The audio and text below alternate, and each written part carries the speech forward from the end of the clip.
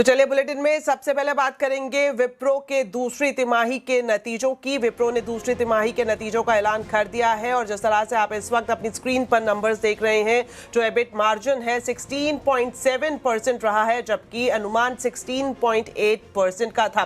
वहीं अगर हम आई की बात करें तो 22,641 करोड़ ये नंबर सामने आया है और वही उम्मीद भी इसके आसपास की ही थी। 22,700 करोड़ का अनुमान यहाँ पर लगाया गया था। और ये इस वक्त जो बड़ी ब्रेकिंग आप देख रहे हैं, Q2 के नतीजे आईटी कंपनी विप्रो की तरफ से जारी किए जा चुके हैं। और साथ ही आपको बता दें कि जो ईयर ऑन ईयर या फिर क्वार्टर ऑन क्वार्टर देखें तो किस तरह के नंबर्स इस पूरे रिजल्ट्स में रहे हैं, इस वक्त आप अपनी स्क्रीन पर देख सकते हैं। सीसी रेवेन्यू 0.3%, जबकि अनुमान जो क्यू ऑन क्यू था 0.2% का था।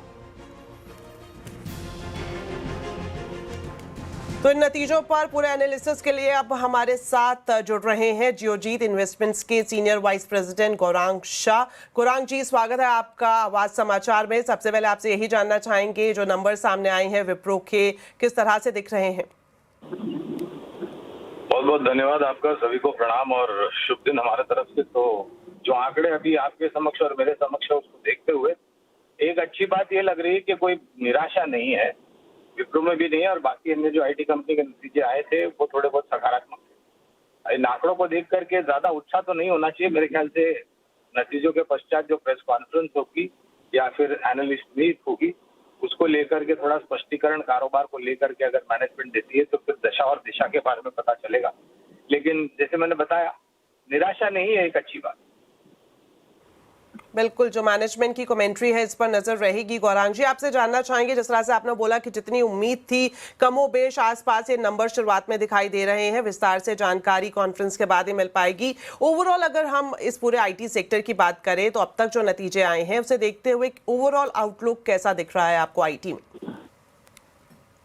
तो देखिए, अनुमान था और खास करके लोगों को आईटी क्षेत्र से अनुमान था कि दूसरी तिमाही के नतीजे आईटी क्षेत्र के खराब आएंगे और काफी लोगों ने तो ये भी राय दी थी कि आईटी क्षेत्र के शेयर से दूर रहे। लेकिन हमारी विचारधारा थोड़ी विपरीत थी। हमें पता था कि थोड़ी बहुत दिक्कत है छोटी मध्यम अवधि के लिए, लेकिन पूर्ण रूप से नजरअंदाज करना आईटी क्षेत्र में निवेश लायक जो कंपनी है उसमें, ये मेरे ख्याल से ये सकारात्मक रणनीति नहीं होगी। लेकिन जितने भी नतीजे आए हैं अब तक के आईटी कंपनी के, मेरे ख्याल से वो उम्मीद से थोड़े बहुत बेहतर आए थे। उम्मीद तो बहुत ही नकारात्मक थी, लेकिन उस नकारात्मक उम्मीद से थोड़े बहुत बेहतर आंकड़े आए और ये थोड़ा बहुत अंदाजा हम लगा सकते हैं कि शायद तीसरी और चौथी तिमाही में सुधार, अगर भारत और अमेरिका के बीच में जो ट्रेड व्यवहार को लेकर के या फिर प्रस्ताव को लेकर के जो विवाद चल रहा है और काफी कुछ प्रयास किए जा रहे हैं, अगर वहां पर सही सिक्के और मोहर लग गई तो मेरे ख्याल से आईटी क्षेत्र में आपको बहुत बड़ा परिवर्तन आता हुआ दिखेगा। जी चलिए, बहुत बहुत शुक्रिया गौरांग जी इस पूरे एनालिसिस के लिए।